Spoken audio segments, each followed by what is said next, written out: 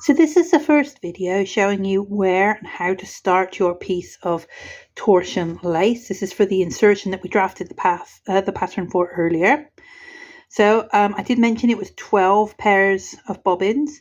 I'm reusing some of mine, so I've added them in 2 bunches of 5 pairs, and I had a couple of that I had to rewind. So I've got 2 pairs that are tied together, and I have 10 pairs that are loose, not loose, but tied together up here.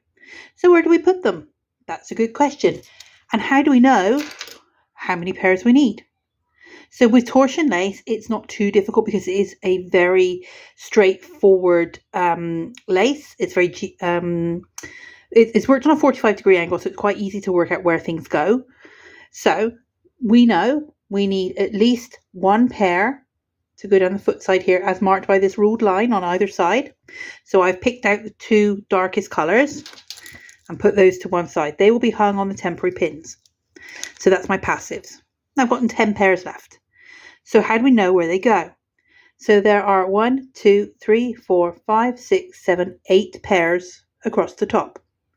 So we know that we can have at least 1 pair on each pin. We also know that we will be working, the torsion lace works diagonally. Like I said, it's on a 45-degree grid.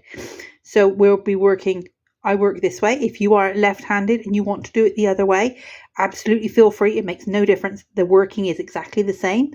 And I work in blocks like that. That's just the way I am. And that's how I'm going to do it. If you find it easier just to go from right to left or from left to right, please feel free to do that. Like I said, exactly the same, which is why we have a foot side on both sides, so that you are able to learn both ways and find out which is the easiest for you to do. So I'm going to go ahead and I'm going to take that one off of there. I'm going to make sure I have at least 1 pair for each pin at the top here. So all I'm doing is I'm just moving them over to their positions. Just make sure that there is 1 pair, and I'm just keeping them with a partner of the same color. That's all I'm doing, just so that it's easier for you to see where the pairs actually go. It doesn't actually make a huge amount of difference at this stage. However, for color planning, if you wanted to do a specific pattern, it's always worth knowing where these things are. Now this one I'm going to bring down first because that's the temporary pin, and this one goes there, and then this one goes on the end here, and then this one will come down between this temporary pin here. If you are just using your wound pairs like a normal person, you would just add them over the top of the pin. I'm just using these because I had these available with enough thread on them to hopefully do this pattern. So as you know, so now we've got 1 on each one. With our passives down, we have 2 pairs left.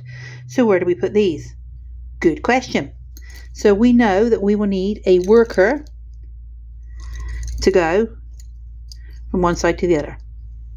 That's a worker pair.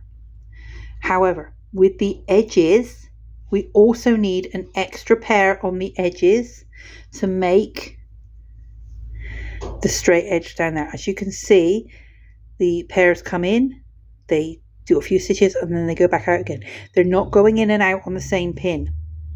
So we need to add another pair on the first foot side. So if you're working that way, you need to put an extra pair here. If you are working this way, you need to put an extra pair here.